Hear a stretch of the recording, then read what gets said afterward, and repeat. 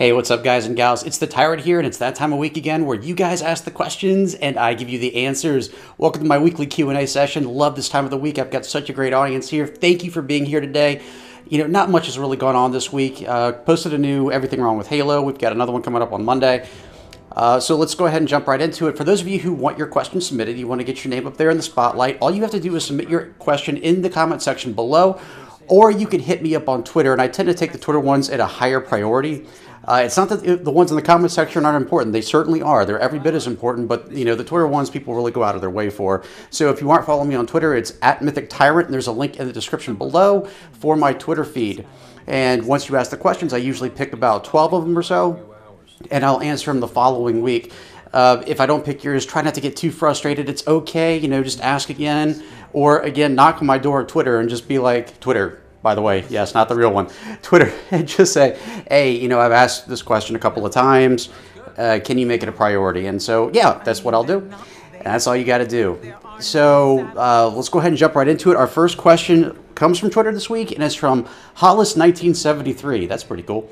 And Hollis asks, oh boy, Siren Osman or Spartan09 is a washout Spartan 2. Does Master Chief recognized her in Halo Escalation number 8 as he was being debriefed? So I picked this question, well, I mean, again, it was on Twitter, but I picked this question for a certain reason. I don't know the answer to it because, quite frankly, I haven't read Halo Escalation. The only way I have any knowledge of the events that happened in that series is simply because I looked at the Halo Wiki. People had told me things that contradicted some things that I've said in videos before, and they said, no, you're wrong, because in Halo Escalation it was different. So I would look up the alternate history on the Halo Wiki, like, for example, the Didact surviving Halo 4, and I did a little bit of briefing on that. What I wanted to use this question for is to put something to bed, because I hear this a lot, especially now that I'm doing, or have been doing Halo, or Everything Wrong with Halo for the last month. We've still got more games to go. And one of the biggest complaints I hear is that I put the fact that it's for true Halo fans. You know, basically for members of the Halo community, knowing that I'm doing these videos because I'm a Halo fan myself. Whenever I've seen anything titled Everything Wrong with Halo or whatever by Gaming Sins or GSC or whatever, they're not Halo fans. They're video game fans, but they don't understand the franchise. And so because of that, a lot of the things they point out are complete bullshit. And so I wanted to do this myself, not with a sin counter or anything. It wasn't meant to be a knockoff of Everything Wrong with Halo for GSC. That's why there is no sin counter. It was just I wanted to point out the mistakes that I found in the games, or things that I found inconsistent, or just take general jabs. It's my favorite franchise. To that end, one of the biggest bitchy remarks I get in those videos is, well, if you're a true Halo fan, you'd look at all the books and the comics and whatnot. I'm going to tell you today why I don't take those things seriously and why you shouldn't either. That doesn't mean you shouldn't read them. Absolutely. If you enjoy it, go for it. But I want to tell you why I don't take them seriously now. I started reading the books back when they first came out. I got interested in Halo back in 2002, so about 6 months after the game was released. And I loved it so much that I went and read The Fall of Reach, which technically came out a couple of weeks before Halo Combat Evolved, but it was done as a promotional thing. The book series didn't come first, guys. It was just released first. Trust me on that. I know Bungie personally, and I know 343, so I know what I'm talking about here. And so I read Fall of Reach, loved it. I've read it twice. For me, that's pretty good for a book, because I'm not really a heavy reader, and not anymore anyway. So I read that, read The Flood, which I wasn't nearly as impressed with. I guess it's pretty hard to take a video game and put it into an interesting book, especially when it's a first-person shooter. And then when First Strike came out, I was like, yes, I can't wait to see how this bridges Halo 1 and 2 together. Read that, was very impressed. It showed me how Sergeant Johnson survived, all that good stuff. Started reading Ghost of Onyx, and then Halo 3 came out, and that sort of was a distraction for me. About 6 months after the game came out, that's when I started doing Mythic difficulty, and doing that alongside my full-time job made it a lot more difficult to do other things like read a book. Because keep in mind, reading a book is a lot more of a time investment, for most people anyway, than simply playing a game or watching a movie or watching a TV show. It does take a while. I think the fastest I've ever read a book was in a day. It took me a day to do it, and that was a Goosebumps book back in 5th grade, so I don't even think that counts. In terms of a novel, it usually takes me at least a couple of days to get through something like that. So it's a time investment. So I never got around to finishing Ghost of Onyx. And then Halo Reach came out. And this is what changed everything. I want you to listen carefully here. Halo Reach is the first time that the game seemed to clash with the outside lore, with the external lore, with the books. More specifically, Halo: The Fall of Reach. So at that point, there were a lot of questions. People were like, wait a minute, how did this happen? You know, when the book had said this happened. And a lot of people are referring to Cortana, but there were other things too, like the Covenant getting there early. You know, and it drove people a little nuts. And so Bungie made this statement. They actually sat down in an interview with MTV, and more specifically, it was Marcus Leto, the creative director behind Reach. And when it was asked, you know, how do you address this with fans, he said, you know, the games are the prime canon, period. Everything else is supplementary. We try to keep things in line, but, you know, we don't consider the books to be canon themselves. We like to, you know, try to keep things together as much as possible. But remember, this is ultimately fan fiction. You have to remember that Bungie was fairly liberal when it came to outside content. They weren't directly staring over the other person's shoulder while they were writing or doing the other games. They really didn't have much involvement with the original Halo Wars. They had next to no involvement with the books. These were just outside individuals. Yes, it did boost money for Microsoft because it was creating more Halo content and people became more invested in the franchise. But it wasn't part of the Halo story Bible. The books really didn't become technically canon until 343 Industries took over and also took over the books themselves, or at least had a hand on everything that was being made outside of the games themselves. So Microsoft essentially put more of a tight lid on it at that point. So yes, the books are, I guess, technically canon now, but at the same time, so many books have come and gone since then, and the games are so heavily relied on that material that I'm just kind of like, I don't even know where to begin. I can't do this. I don't want to sit down and, you know, have to read for the next 6 months just so that I'm caught up. Because at this point, I don't even know what's canon anymore and what isn't. The games should be the only canon thing. Everything else should be extra. That's why I feel that way. And so I'm sorry I couldn't answer your question directly, Hollis. I'll say use your best judgment on that one. If you want Master Chief to recognize Siren, let Master Chief recognize Siren. I have no idea. Because I've never read it, I've never even thought to ask. But that's a good, but I appreciate you bringing that up, and I was waiting a long time to get that off my chest, so thank you. Our next question comes from King Shocky 18. Always good to see you, King. And he asks, what were your thoughts on Halo Reach? That's a pretty vague question. So I'll be straight with you since we just talked about Reach a little bit. Reach was not my favorite Halo game. It wasn't my least favorite either. And I don't think that was entirely the game's fault. I feel like it was my fault in part because I was looking forward to the game so much, just like I was originally with Halo 2. And so it didn't meet my expectations. I overhyped the game. You know, after I'd read The Fall of Reach, I could not wait to see a video game made for that. I mean, all the events that happened in Reach, aside from the Insurrection, I'd screw that bullshit. But aside from that, you know, I was really looking forward to seeing all the different Covenant missions, maybe the first encounter with the Covenant. I thought that was awesome. And then it was nothing like that at all. You had all these characters that you'd never seen before. There was literally no reference to the Master Chief. It was an Easter egg in there, but it wasn't any canonical reference. And then when I saw that it sort of contradicted the book a little bit, I was like, oh, this isn't good at all. In terms of the gameplay itself, it was fine, but I wasn't really thrilled about the armor abilities. I didn't really like the art style of Halo Reach. And even though it was cool that they had multiplayer and firefight all on the same disc with the campaign, because they recycled all the missions for Reach, I just wasn't like into the multiplayer and so forth. It felt a little lazy. Not very diverse. I know a lot of you don't feel that way, and that's fine, but the maps didn't seem as creative as stuff that I'd seen in previous Halo titles. So Reach overall is a fine game when you say it in terms of video games in general, but in terms of Halo games, for me at least, and I know Ackman's not going to like it when I say this, it's my second least favorite Halo game. But thanks for asking, Kings. I appreciate it.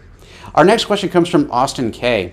And Austin asks, what is your favorite memory out of all the Halo games? Do you think it's possible for any future titles to recreate any of those memories and bring back the nostalgia? Keep up the great work, buddy. Love all your videos. Well, I appreciate that, Austin. You know, to be honest with you, if I had to tie any favorite memory together, it would be the first time I saw the Covenant and the Flood fighting each other. Especially, not just in 2 Betrayals, but in the mission Keys, where the entire mission is basically one huge war that's broken out between the Covenant and the Flood, and you're caught right in the middle of that shit. That to me was awesome. I've never seen anything like that in another video game since. Not even in a Halo game. We never saw combat that was that intensive, and I missed that so much. It took me by surprise. I had never seen Team AI versus Team AI before. That was so cool, and I'd love to see them recreate something like that, or at the very least, make a multi-faction game where the factions are directly fighting each other, and they aren't always fighting you. So that's my personal favorite memory, Austin. And why don't you tell me yours in the comments below? I appreciate that question, man. Our next question comes from Gruntpocalypse Gaming. Oh, I love that one. And Gruntpocalypse asks, I know this isn't a Halo-related question, but how do you feel about Destiny 2? Well, I've only played the demo, or the beta, or whatever it is. And to be honest with you, I've enjoyed it so far. So far, and keep in mind, I haven't played but so much of the game than the original Destiny. The concept behind Destiny was something that I really enjoyed. Or I really liked. I liked the idea of a first-person shooter with great graphics, having this open-world feel similar, not exactly like, but similar to something like World of Warcraft or Star Wars: The Old Republic, or Knights of the Old Republic, sorry. But it never played out that way. There was too much of a grind to it, and as long as they don't do that to Destiny 2, they make it a little bit more flow to it, then it could work. So far, I've really enjoyed it. I've enjoyed the bad guys. I really didn't enjoy fighting the Fallen in Destiny 1. So whoever we're fighting here, I'm not sure who it is. They're bigger, they're bulkier, a little bit more menacing. So far, in short, so far I do like the game, and I'm looking forward to playing it. I actually did buy the Ultimate Edition or whatever it is. So I'm looking forward to playing that, and I hope you guys look forward to see me play it on the site. So thanks for stopping by, Grunt. I appreciate it. Our next question comes from, oh boy, Faffy Banana. I like this. And Banana asks, hey Tyrant, do you think Halo 6 will be a complete game at launch? If they want to keep their fucking chops over there at 343, it damn well better be. Yet I'm not trying to bash 343 here. I love those guys. I know a lot of you don't. I think they mean well, but we don't always agree with the way they're steering the Halo universe. I think a lot of us just have a lot of nostalgia towards Bungie, and that's understandable to a point, but they are doing their best. To that end, I feel like that's probably why they delayed Halo 6, is because they really want this to be airtight. They don't want anyone saying, you didn't include this, or the campaign was sloppy, or, you know, a lot of the things they heard from Halo 5. I mean, Halo 5 was not my rating system, but it was a dumpster fire. I actually rated it as being worth buying at full price, well, at least nowadays. But in terms of the game itself, you know, especially during launch, it felt very incomplete. It felt like it was lacking a lot. We've come to expect certain things from Halo games. We have our certain expectations set, and Halo 5 pretty much just shit all over that, unfortunately. And my hope is that 343 learned from that. Halo 5 didn't really become a full game until almost a full year after its release, and that's unacceptable. So if they don't do that for Halo 6, we might be on the right path. Keep in mind, I am fine with DLC as long as it's coming in the forms of maps or weapons or whatever, that's fine. But leave it at small stuff like that, not huge chunks of the game like Forge. All that needs to come out on day one. If they make that same mistake again in Halo 6, I think this is probably the last we're going to see of the Halo franchise. So I hope that answers your question, Banana, and cool name, by the way. Our next question comes from Arc48. Always good to see you, Arc. And Arc asks, how would you make Locke an interesting character? I'd probably had him probably have him shoot himself in the face. No, I wouldn't do that. So a couple of things here. First of all, make him seem less like a robot. And that's sort of a weird thing for me to say in a Halo game, because I've never really cared about character before, except maybe Cortana and Sergeant Johnson. They sort of had their niche roles in the game where, you know, Johnson was tough, but he was the comic relief. Cortana was sassy but smart at the same time, and Chief was just sort of like this husk. And I always thought he was supposed to be like that because you were supposed to be the Chief. And then in Halo 4, they gave him emotions, which was just weird. And in Halo 5, apparently he just went crazy. So I don't really care if he has character or not, but there does need to be certain things about the game that come together. You know, Actman will agree with me on this one, but if you look at Halo Reach, okay, the game isn't based around the characters, it's based around Reach. It's based around its setting, and Halo Combat Evolved was exactly like that. So I don't care if the characters are fleshed out or not, but just don't have like 20 fucking characters on the screen that we all have to be familiar with. Make it centralized. Make a centralized theme. Don't make a messy plot. If the game is going to be about Cortana, make her the central character. Don't wait till the second to last mission to show us that she's the bad guy. Make her the main character. If the game is going to be about another Halo ring, make it about that. In terms of Locke himself, yeah, he could show a little bit more humanity, but at the same time, remember, these are military personnel. They're not all going to be like Buck, which, in my opinion, Buck in Halo 5 was nothing like he was in ODST, which is a bad thing, in my opinion. So just put a little more emotion into him. I don't know how that works. It doesn't seem like a Locke thing to do. And if that's the case, maybe they should just kind of keep him out of the game, or at least not make him a main character. So I hope that answers your question, Ark, and thanks, buddy. I appreciate it. Our next question comes from, oh, are you kidding me? Master Yoda. Good to have you here, Sir Jedi. And so Master Yoda asks, would you like to see Rekt Packs and Halo Reclamation? Thanks. Oh, I'm going to get flamed for this one. The short end of it is I'm not against Rekt Packs. I've said this in Halo The Rise and Fall, my series that's also on this site. You can find it on the front page. In short, it's not Rekt Packs that I have the issue with. It's the fact that you need to buy them. You know, you can earn some in-game, that's fine, but if you have someone who goes out and spends thousands of dollars on getting all the best tech, they're immediately going to have an advantage over you, and that's not fair. All Rekt Pack, I think they should go back to a Halo Reach system where everything, including Rekt Pack, should be earned in-game through achievements, or maybe the more missions you play, whether it's multiplayer or campaign, you earn credit points, and you can spend those the way you want to. You can spend it on a gold Rekt Pack, you can spend it on, you know, a new armor set or whatever, something along those lines. It should be earned in-game. This play-to-win bullshit that I see games going for needs to go away. Leave that to the fucking mobile apps. We don't need it in the mainstream. So I hope that answers your question. Basically, yes for Rekt Packs if they do it correctly. But that's all I'm going to say about that, Yoda. Always good to have you around here, bro.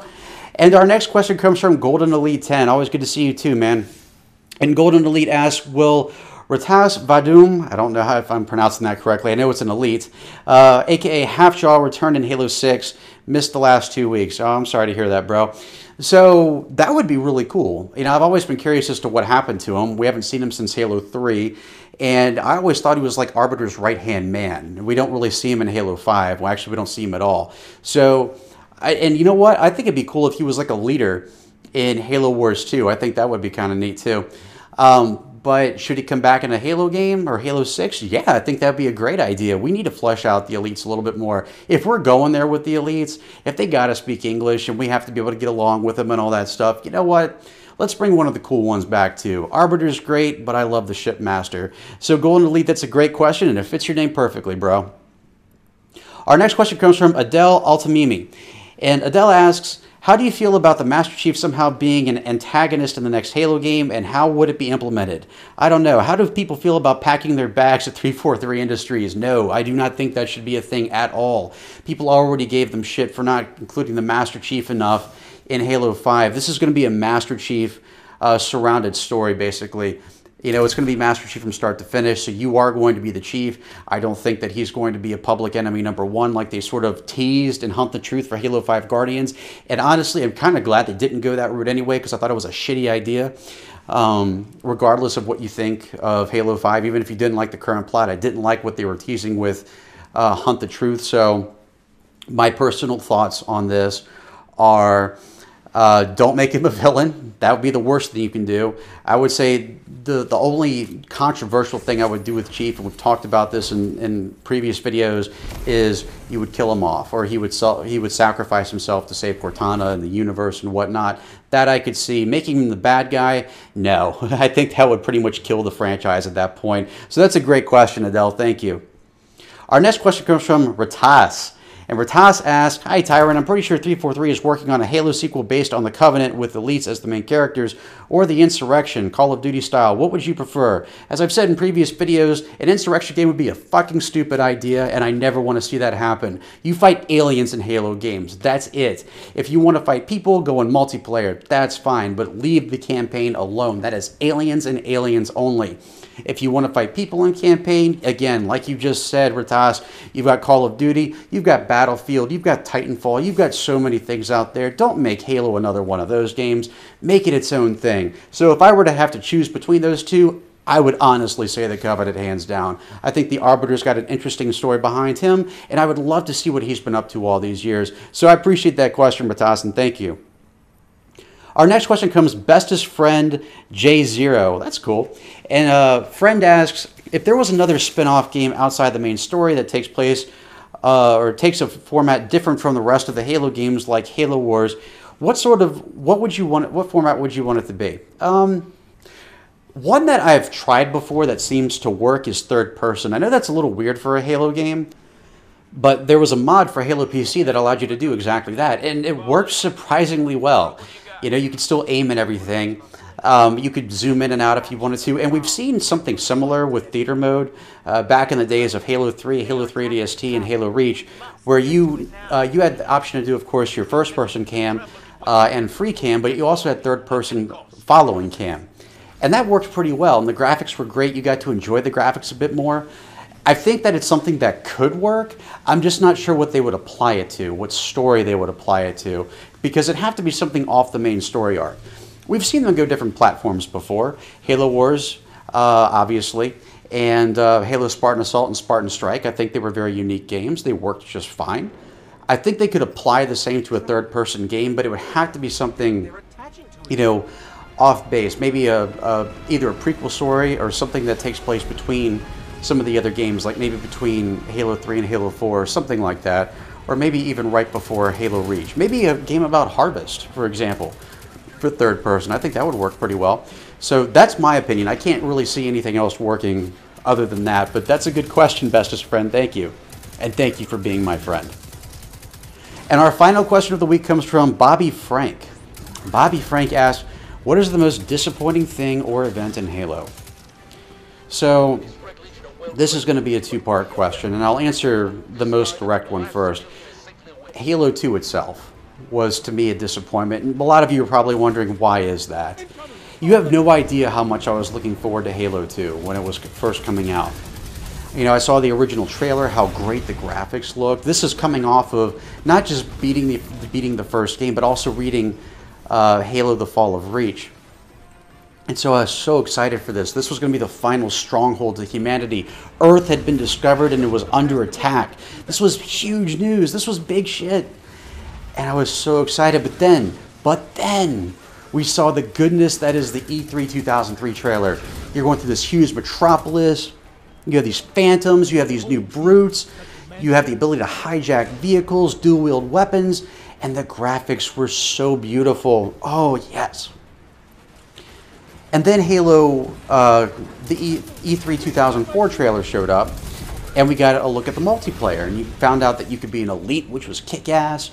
You could have your own emblems, which was cool. You could wield the Covenant energy sword. Oh, that was so exciting. But I noticed they changed the battle rifle up a little bit, and I was like, okay, well, this is something different. But then the game came out. And I remember thinking to myself, is this a joke? You know, the first mission was a nice throwback to the Pillar of Autumn mission in Halo Combat Evolved, but then you get down to Earth, and you're in this rundown little suburb-type outskirts, whatever you want to call it, that looked nothing, and I mean nothing like what you saw at E3 2003. We saw huge skyscrapers, all these lights. It looked like you were in the future. This looked like a piece of shit. And I'm sitting there going, are you kidding me? This looks nothing like it. But I went with it. I was like, okay, they'll get there. Maybe that was at the end of the game. Even though it looked like it was at the beginning, maybe it was at the end. And then you get to Mission 3, and you miss most of the city entirely. You're in a tunnel for half the goddamn time. And then you get out, and you're in a park. And then you have literally one small spot where you're in a city block.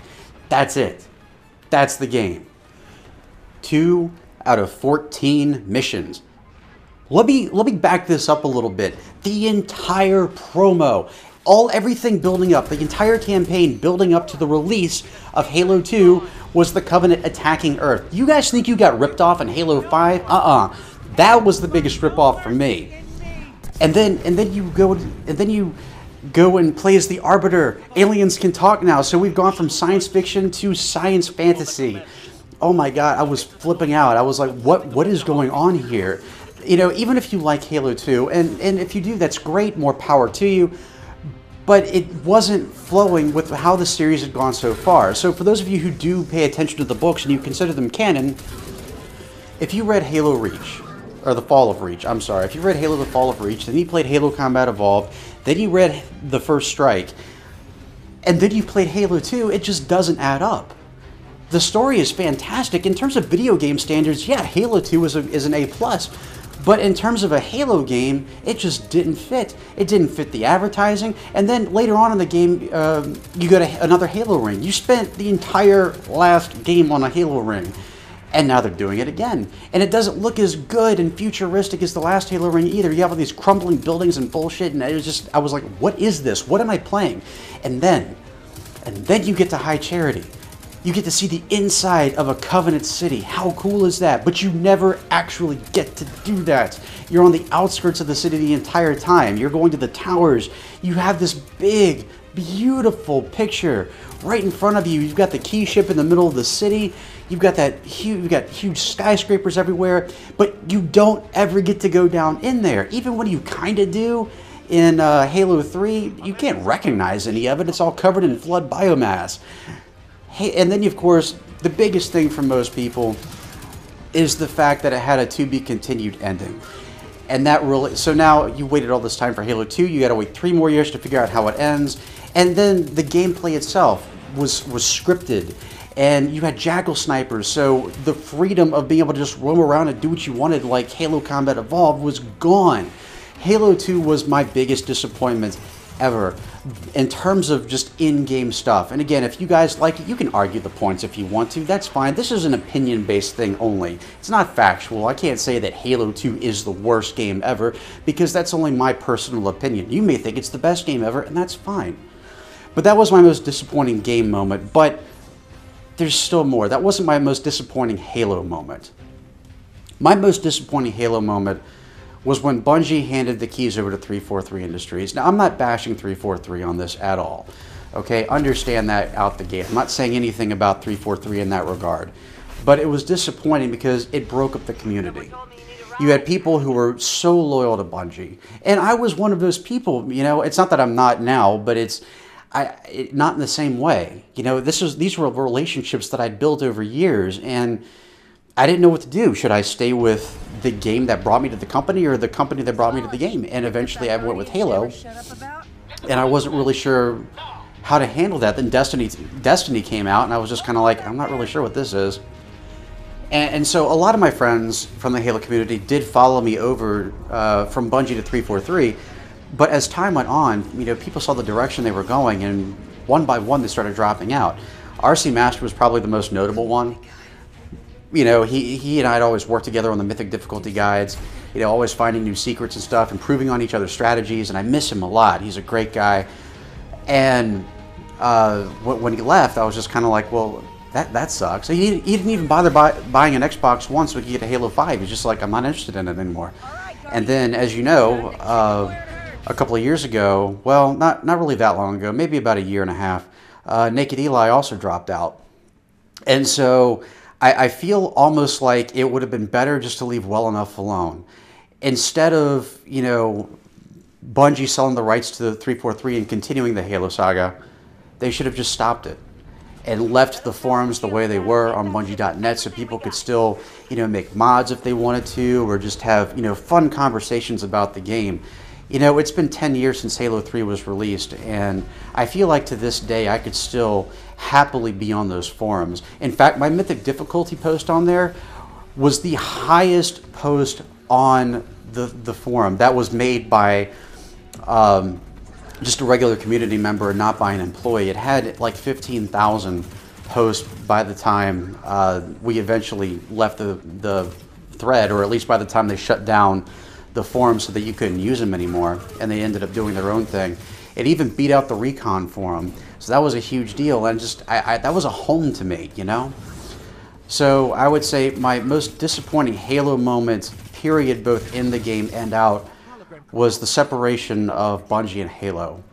So I know that's a bit of a downer. I don't want to really leave you that way this week. So I'll say the good news is I'll do everything wrong with Halo Reach on Monday, and we'll go from there. And of course, I've got a live stream tomorrow. I'm not entirely sure what I'm going to do yet. Probably, well, you know what? We'll just kind of play it by ear. But, you know, let me know in the comments below what your most disappointing moment in the Halo series is. I know this was a long video today, and I do apologize, but I want to hear from you what your most disappointing moment is. And you know what? To lighten the mood, tell me what your favorite one is, too. You know what? Let's not make this a depressing day, and let's not make this a depressing video. I want to hear some good stuff, too. So let me know in the comments below, and you can also hit me up on Twitter. That's the most direct way to contact me, by the way, and you can do that at MythicTyrant.